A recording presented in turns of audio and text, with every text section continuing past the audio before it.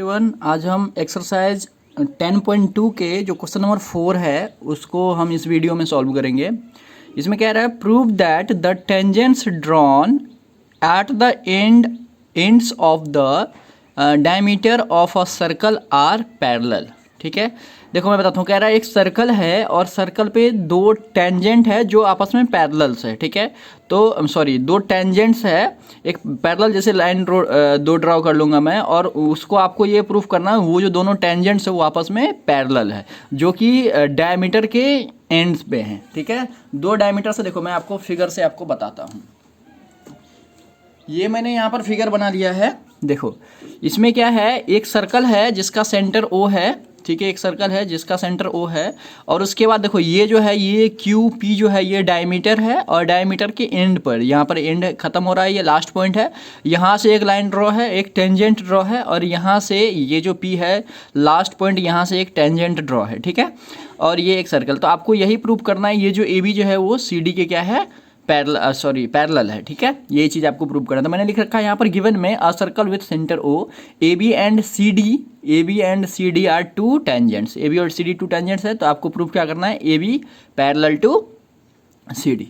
अब देखो आप यहाँ पर इसमें बस एक ही स्टेप का सवाल है, ये आपको बस समझना। देखो यहाँ पर जो है ये सेंटर है, सेंटर से ये पॉइंट ऑफ कॉन्टैक्ट है, यहाँ पर जो है ये 90 डिग्री का एंगल बनेगा। ठीक है, यहाँ भी 90 डिग्री का एंगल बनेगा। ठीक है, यहाँ भी 90 डिग्री होगा और यहाँ भी 90 डिग्री होगा।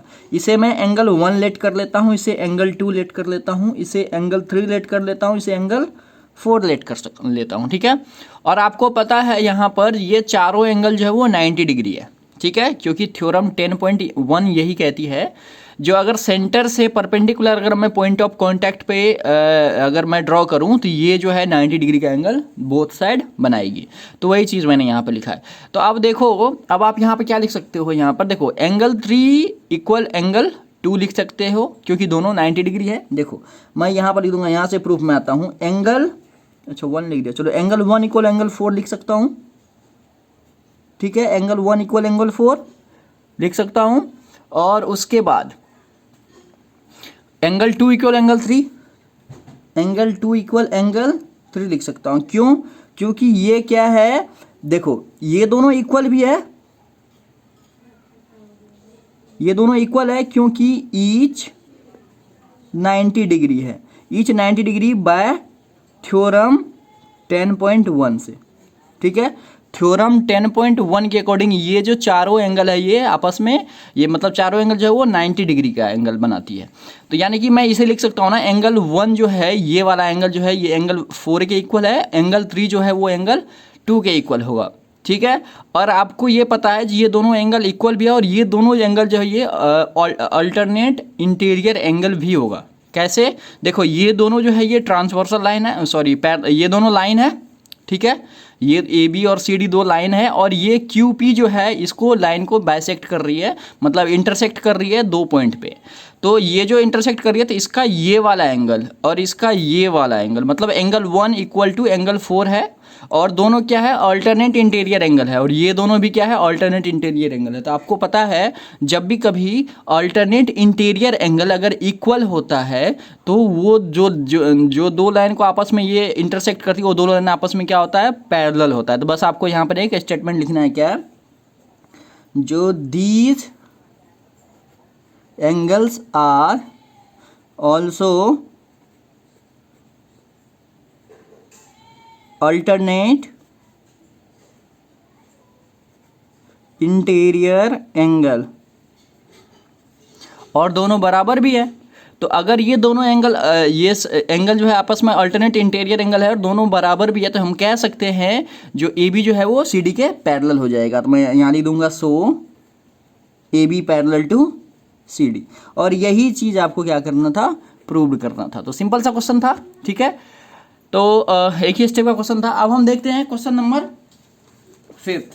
तो देखो क्वेश्चन नंबर 5 जो है ये इसमें कह रहा है prove that the perpendicular at the point of contact to the tangent, मतलब एक पॉइंट सेंटर से जो पॉइंट ऑफ कांटेक्ट पे परपेंडिकुलर आता है टेंजेंट पर, तो वो पास थ्रू द सेंटर, वो सेंटर से पास करती है। ठीक है, मैं यहाँ पर देखो फिगर मैंने यहाँ पर बना लिया है।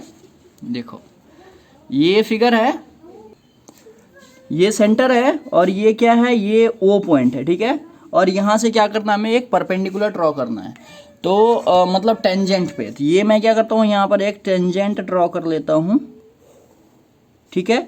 और यहाँ से क्या करा मैंने, ये परपेंडिकुलर, ये 90 डिग्री का एंगल बनेगा, इसे मैं ए बी और पी लेट कर लेता हूँ। तो इसमें गिवन है, इसमें गिवन है जो ये वाला एंगल जो है 90 डिग्री का होगा और ये वाला भी एंगल भी 90 डिग्री का होगा। तो angle O P A equal to angle O P B, ठीक है, इक्वल टू 90 डिग्री। यहाँ पर लिख दो आप बाय थ्योरम 10.1 से। आप इसे थ्योरम 10.1 मत लिखना, ये आपको स्टेटमेंट लिखना होगा। जब भी कभी सेंटर से अगर पॉइंट ऑफ कांटेक्ट पे किसी भी टेंजेंट के ऊपर अगर लाइन ड्रॉ होता है, मतलब जो रेडियस आती है, तो वो 90 डिग्री का एंगल बनाती है। तो मैं तो यहाँ पर बस शॉर्टकट में थ्योरम 10.1 लिख देता हूँ। ये हमने लिख दिया। तो आपको टू प्रूफ क्या करना है, टू प्रूफ जो करना है आपको, जो ये जो मतलब ये जो ओपी लाइन है, ये जो लाइन है, ये जो है, ये परपेंडिकुलर जो है, ये मतलब सेंटर से ओ से हो करके ये जा रही है, मतलब circle pass through the sentence. मतलब ये जो परपेंडिकुलर लाइन है ओपी, ये जो ओपी है ये पास कर रही है सेंटर से, ठीक है। ये जो परपेंडिकुलर, मतलब ये जो परपेंडिकुलर ओपी है ये पास कर रही है, पास थ्रू द सेंटर, ठीक है। ये चीज़ हमें प्रूफ करनी है। तो सिंपल सा क्वेश्चन है। देखो इसमें क्या करना पड़ेगा, हमें एक छोटा सा कंस्ट्रक्शन करना पड़ेगा, ठीक है। और वो कंस्ट्रक्शन क्या होगा, देखो मैं क्या करता हूँ, यहाँ से एक कंस्ट्रक्शन मैं ड्रॉ कर लेता हूँ। देखो यहाँ से बड़ा ही मतलब थोड़ा सा यूनिक क्वेश्चन है ये। लेकिन आपको ये समझना, ये जो हमने कंस्ट्रक्शन करा है ये 90 डिग्री करा है, जो मतलब ये हमने इस तरीके से, इसमें मैं ओ डैश लेट कर लेता हूँ, ठीक है।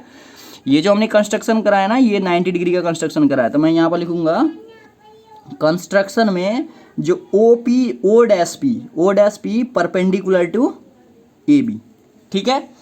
अब देखो, अब यहाँ से सवाल प्रूफ स्टार्ट होगा, ठीक है। ये क्वेश्चन वैसे इम्पोर्टेंट नहीं है, ये कभी पूछा नहीं जाता है पेपर में, ठीक है, लेकिन फिर भी आपके सिलेबस में है तो मैं ऐसे बता देता हूँ, ठीक है। तो ये हमने ड्रॉ कर लिया। तो मतलब अगर ये परपेंडिकुलर ड्रॉ करा तो ये भी 90 डिग्री होगा। तो मैं यहाँ पर लिख सकता हूँ angle O dash P B, angle O dash P B equal to 90 degree, ठीक है। यहाँ पर मैंने क्या करा, बाय कंस्ट्रक्शन करा है, ठीक है। कंस्ट्रक्शन के अकॉर्डिंग मैंने ये कर दिया, ठीक है। और इसे मैं क्या करूँगा, एंगल 1 लेट कर लेता हूँ, ठीक है। और उसके बाद हमारे पास है क्या, देखो ये एंगल 90 डिग्री है और ओ पी बी भी 90 डिग्री है। Angle O P B equal 90 degree, ये जो है ये गिवन है, मतलब गिवन कह दो या थ्योरम 10.1 से कह दो, ठीक है। ये चीज़ें यहाँ पर गिवन है।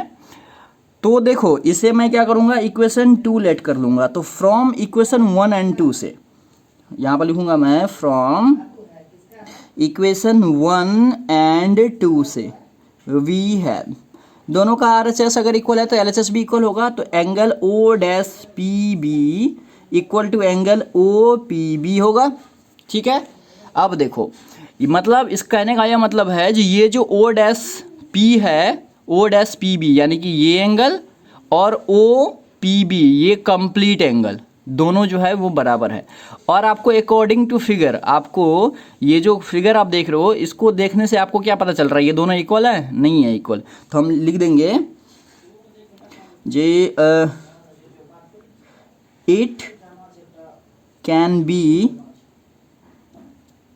ऑब्जर्व्ड दैट जो angle O dash P B is not equal to angle O P B, ये दोनों इक्वल नहीं है। फिगर से देख करके आपको पता चल जाएगा ये दोनों क्या है, इक्वल नहीं है। तो कहने का ये मतलब है जो ये तो 90 डिग्री है, ये तो आपको गिवन है, ये जो ओ पी बी है ये 90 डिग्री है। मतलब हमने जो ये लेट करा था ये गलत है, ये मतलब ये लाइन जो कोई भी लाइन ओ डैश से होकर के जाएगी, मतलब ये सेंटर से होकर नहीं जाएगी। तो हम कह सकते हैं जो ओ पी जो है तो यहाँ पर लिख देंगे हम सो, बस इतना सा ही करना है आपको। So O P perpendicular line O P pass through the centre.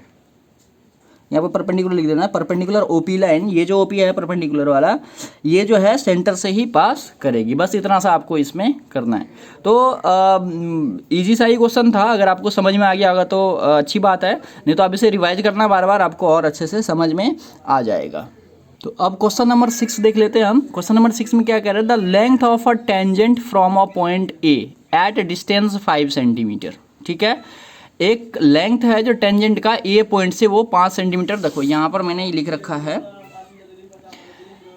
ये फिगर मैंने यहाँ पर बनाया है, मैं आपको बताता हूँ पहले क्वेश्चन रीड करके। 5 centimetre from the centre of the circle is 4 centimetre. ठीक है, देखो 4 सेंटीमीटर, मैं पहले क्वेश्चन रीड कर देता हूँ। तो find the radius of the circle. ठीक है, मतलब एक टेंजेंट है, देखो यहाँ से, देखो ये एक सर्कल है, ये टेंजेंट मैंने ए बी बना लिया, और ए ओ यहाँ पर क्या है, ये सेंटर से है। तो ये जो ए बी है ये 4 सेंटीमीटर का है, और ए ओ जो है वो 5 सेंटीमीटर का है। तो आपको रेडियस निकालना है, यानी कि ओ बी। तो मैंने यहाँ पर गिवन में लिख दिया A B equal 4 centimetre, A B equal 4 centimetre, A O equal 5 centimetre, और ओ बी इक्वल वॉट, ये ओ बी रेडियस ही तो है, रेडियस है ना। तो अब मैंने यहाँ पर लिखा है in triangle A B O में by Pythagoras theorem. Pythagoras theorem मैं इसमें अप्लाई कर रहा हूँ, क्योंकि ये 90 डिग्री का एंगल है।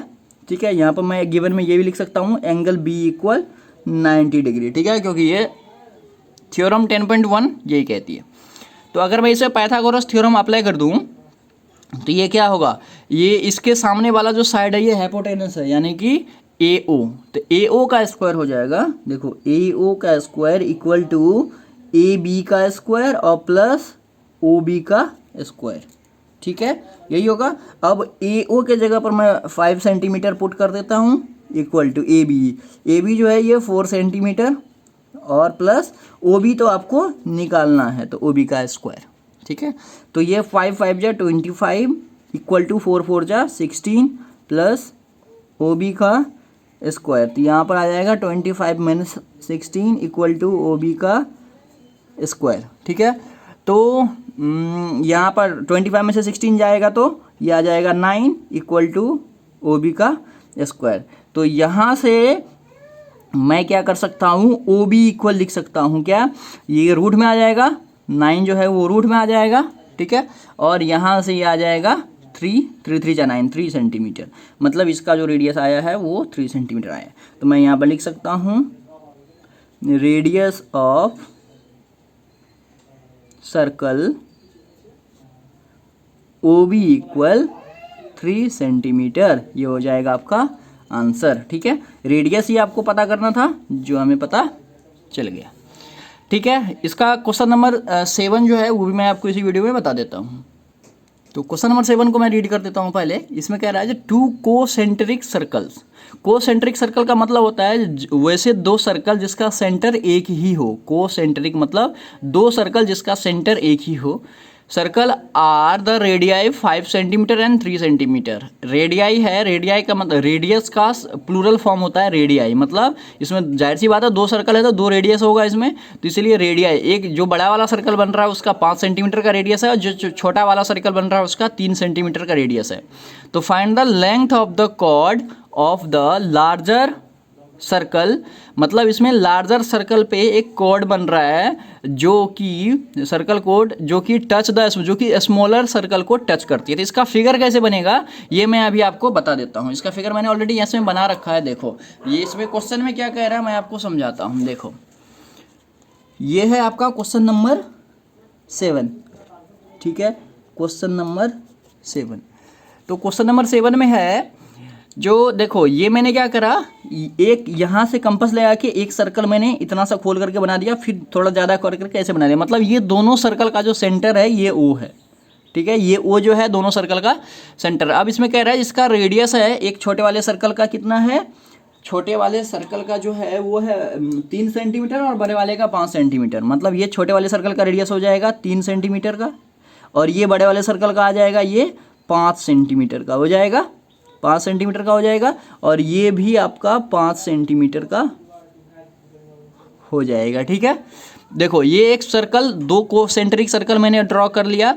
अब देखो कह रहा है जो बड़े वाले सर्कल का जो कॉर्ड है, ये बड़े वाले सर्कल का कॉर्ड हो जाएगा। मैंने कॉर्ड क्या होता है वो मैंने आपको इंट्रोडक्शन वाले वीडियो में बता रखा है। ये बड़े वाले सर्कल का कॉर्ड जो छोटे वाले सर्कल को टच करती हुई जा रही है, मतलब इसका टेंजेंट है। छोटे वाले सर्कल का टेंजेंट और बड़े वाले सर्कल का कॉर्ड। देखो फिगर इसी तरीके का बनेगा, बस आपको फिगर समझ में आना चाहिए, फिर क्वेश्चन तो आप इजीली सॉल्व कर लोगे। दो कोसेंट्रिक सर्कल है, ठीक है, और इसमें बड़े वाले सर्कल का जो कॉर्ड है वो छोटे वाले सर्कल को टच करके निकल रही है। ठीक है, और इसका 3 सेंटीमीटर 5 सेंटीमीटर ऐसे ही है। ठीक है, अब देखो ये इसका सेंटर है, छोटे वाले सर्कल को देखो ये इसका टेंजेंट हो जाएगा, पी क्यू टेंजेंट है, तो यहाँ पर 90 डिग्री का एंगल ये बनाएगी। ठीक है, तो ये 90 डिग्री का अगर एंगल बनाएगी तो आपको इसमें जो है क्वेश्चन करना क्या है, ये जो पी क्यू है कॉर्ड है, इसका लेंथ आपको बताना है। तो इसमें देखो गिवन है, गिवन जो है जो ओ पी है, मैं इसे आप ऐसे भी लिख सकते हो, जो radius of smaller circle is 3 centimetre and radius of larger circle is 5 centimetre, आप ऐसे भी लिख सकते हो। नहीं तो अदरवाइज मैं डायरेक्ट यहाँ पर मैंने अगर नेमिंग कर दिया है, फिगर जैसा बना दिया है, तो मैं इसको क्या करता हूँ लिख देता हूँ, जो ओ पी इक्वल 5 सेंटीमीटर, देखो O P equal O Q equal 5 centimetre, ये ओ पी ओ क्यू जो है, और उसके बाद ओ आर इक्वल जो है ये 3 सेंटीमीटर है। ठीक है, तो आपको टू फाइंड क्या करना है, टू फाइंड आपको करना है पी क्यू। देखो ये पी क्यू फाइंड करना, तो पी क्यू फाइंड करने के लिए आप P R plus R Q भी लिख सकते हो, मतलब इसके जगह पर आप क्या लिख सकते हो, P R plus R Q. ये मैंने आपको ऐसे ही बताई, जब मैं क्वेश्चन करूंगा तब और अच्छे से समझा दूंगा। मतलब मेनली आपको जो है ना पी क्यू निकालना है, ये कॉर्ड का जो लेंथ है, कॉर्ड ऑफ बिगर सर्कल, ये बिगर सर्कल का जो कॉर्ड का लेंथ है वो आपको फाइंड आउट करनी है। ठीक है, तो सिंपल सा ये क्वेश्चन है। देखो अभी हमें क्या करना है, आप छोटे से ट्रायंगल में आओ, इन कोई भी ट्रायंगल चाहे इसमें चाहे इसमें, तो मैं ओ आर पी में आता हूँ, in triangle O R P. देखो ओ आर पी में मैं क्या करूँगा, पाइथागोरस थ्योरम अप्लाई कर दूंगा, पाइथागोरस थ्योरम अप्लाई कर दूंगा। क्यों, देखो इसमें ये साइड दिया हुआ है, ये साइड दिया हुआ, तो ये पी आर निकल जाएगा। ठीक है, पी आर निकल जाएगा। सिमिलरली मैं इसमें भी पाइथागोरस थ्योरम अप्लाई करूंगा, तो ये भी आर क्यू निकल जाएगा, दोनों को ऐड कर दूंगा तो हमारा आंसर आ जाएगा। चाहे तो आप इस मेथड से बना दो, या फिर आप क्या करो, इसका लेंथ मैं पी आर निकाल लेता हूँ, उसके बाद दोनों ट्रायंगल को हम कॉन्ग्रेंट कर देंगे, तो सी पी सी टी से ये साइड इक्वल टू ये साइड हो जाएगा। ठीक है, तो फिर हम जो लेंथ इसका होगा वही लेंथ इसका होगा, दोनों को हम ऐड कर देंगे, आंसर आ जाएगा। या फिर इसके और भी थर्ड रूल है। थर्ड रूल क्या है, जब भी सेंटर से किसी भी कॉर्ड पे, ये जो बड़े वाले सर्कल है, बड़े वाले सर्कल का जो कॉर्ड है ये पी क्यू है, और पी क्यू पर सेंटर से परपेंडिकुलर ड्रॉ हो रहा है, तो ये क्लास 9th का थ्योरम है एक। जब भी कभी सेंटर से अगर किसी भी कॉर्ड पे अगर ये सेंटर से परपेंडिकुलर ड्रॉ करते हैं, तो ये दोनों को आपस में इक्वल पार्ट्स में ये डिवाइड करती है। तो इन तीनों मेथड में से जो आपको समझ आए वो आप कर सकते हो। मैं भी आपको बता देता हूँ कोई एक मेथड से। तो देखते हैं, इसमें पाइथागोरस थ्योरम अप्लाई करेंगे, तो देखो ये ट्रायंगल है, ये ट्रायंगल, तो इसमें जो है ये जो हाइपोटेनस हो जाएगा ओपी हो जाएगा, तो मैं लिखूंगा ओपी का square equal to O R का स्क्वायर प्लस पी आर का स्क्वायर। ठीक है, तो ओपी क्या है, ओपी है 5 का स्क्वायर, तो ये 5 का स्क्वायर यानी कि 25 हो जाएगा। मैं डायरेक्ट लिख देता हूँ इक्वल टू ओ आर क्या है 3 का स्क्वायर, तो 9, और ये प्लस पी आर का स्क्वायर, तो ये 25 माइनस 9 हो जाएगा, 9 को इधर शिफ्ट करूंगा, इक्वल टू पी आर का स्क्वायर। तो यहाँ से देखो ये कितना आ जाएगा 16 इक्वल टू पी आर का स्क्वायर। ठीक है, तो यहाँ से पी आर का वैल्यू कितना आ जाएगा √16। ठीक है, √16, तो यहाँ से पी आर का वैल्यू आ गया आपका 4 सेंटीमीटर। तो पी आर का वैल्यू 4 सेंटीमीटर आपको मिल चुका है। ये जो पी आर है ये आ गया आपका 4 सेंटीमीटर। ठीक है, अब आती है बात, देखो मैंने यहाँ पर पी आर निकाल लिया है। सिमिलरली आप इस ट्रायंगल में आओगे, पाइथागोरस थ्योरम अप्लाई करोगे, तो आपको ये आर क्यू भी निकल जाएगा। और आपको पता है ये भी 5 सेंटीमीटर, ये भी 3 सेंटीमीटर था, तो ये भी 4 सेंटीमीटर ही आएगा, क्योंकि यहाँ भी 5 और 3 था, तो यहाँ भी 4 आया, तो ये भी 5 और 3 है, तो यहाँ भी 4 ही आएगा। तो आप डायरेक्ट यहाँ पर 4 सेंटीमीटर प्लस 4 सेंटीमीटर 8 सेंटीमीटर आप लिख सकते हो। लेकिन देखो यहाँ पर मैं क्लास 9th का जो थ्योरम है वो अप्लाई करता हूँ। कैसे? चाहे तो आप दोनों ये देखो, ये क्लास 9th के थ्योरम से मैं बताता हूँ, नहीं तो आप इन दोनों ट्रायंगल को कॉन्ग्रेंट प्रूफ कर दो, तो ये P R equal to R Q हो जाएगा CPCT से, यानी कि 4 सेंटीमीटर, या ये भी 4 सेंटीमीटर। ठीक है, तो दोनों को ऐड कर दोगे तो 8 सेंटीमीटर आपका आंसर आ जाएगा। नहीं तो देखो मैं यहाँ पर लिख सकता हूँ P R equal to R Q, P R equal to R Q. ये क्यों लिखा है मैंने, यहाँ पर रीजन लिख दूंगा, perpendicular from centre to the chord of a circle is bisect the chord। मतलब ये थ्योरम ये कहती है जो सेंटर से अगर हम किसी भी कॉर्ड पे अगर परपेंडिकुलर ड्रॉ करते हैं तो ये दोनों आपस में क्या हो जाता है, इक्वल हो जाता है, तो P R equal to R Q हो जाएगा। ठीक है, डायरेक्ट मैंने, ये थ्योरम है सर्कल चैप्टर का क्लास 9th का। ठीक है, मैंने डायरेक्ट यहाँ पर लिख दिया। तो अभी आगे क्या करेंगे हम, तो देखो ये दोनों अगर इक्वल हो गया तो ये अगर 4 सेंटीमीटर है तो ये भी 4 सेंटीमीटर हो जाएगा। ठीक है, देखो पी आर का वैल्यू हमने 4 सेंटीमीटर निकाला है, तो ये 4 लिख दूंगा मैं इसके जगह पर, तो आर क्यू का भी वैल्यू 4 सेंटीमीटर हो गया, पी आर की जगह पर 4, और P R equal to R Q है तो आर क्यू जगह पर आर क्यू, पी आर की जगह पर 4 मैंने लिख दिया यहाँ पर, ये भी हो गया। ठीक है, अब देखो अब हम निकालेंगे पी क्यू, तो पी क्यू इक्वल कितना हो जाएगा, पी क्यू क्या हो जाएगा, 4 + 4, मैं डायरेक्ट लिख देता हूँ, या फिर आप ही लिख दो ना, P R plus R Q, तो यानी कि यहाँ से पी क्यू इक्वल कितना आ जाएगा, 4 + 4, तो पी क्यू का वैल्यू कितना आ गया, 4 + 4 यानी कि 8 सेंटीमीटर। ठीक है, ये 8 सेंटीमीटर इसका आंसर हो गया, और यही तो इसमें हमें निकालना था, जो ये जो पी क्यू है यही तो है length of chord equal to, यहाँ पर लिख देता हूँ मैं, लेंथ ऑफ कॉर्ड। तो इजी सा क्वेश्चन था, आप मैंने इसमें 3 मेथड आपको बताया, समझाया था, आपको जो सही लगे। मुझे बस ये सही लगा क्योंकि ये एक ही स्टेप में हो गया इसलिए, नहीं तो आप दोनों ट्रायंगल को कॉन्ग्रेंट कर दो। ठीक है, उससे भी हो जाएगा। तो आई होप आपको ये तीनों जो 4 क्वेश्चन मैंने बताया यहाँ पर, 4, 5, 6, 7, ये चारों क्वेश्चन आपको इजीली समझ में आया होगा। अगर आपको डाउट होगा तो आप मुझे कमेंट बॉक्स में कमेंट करना, मैं आपको जरूर उसका आंसर बताऊँगा। तो फिर मिलते हैं नेक्स्ट वीडियो में नेक्स्ट क्वेश्चन के साथ।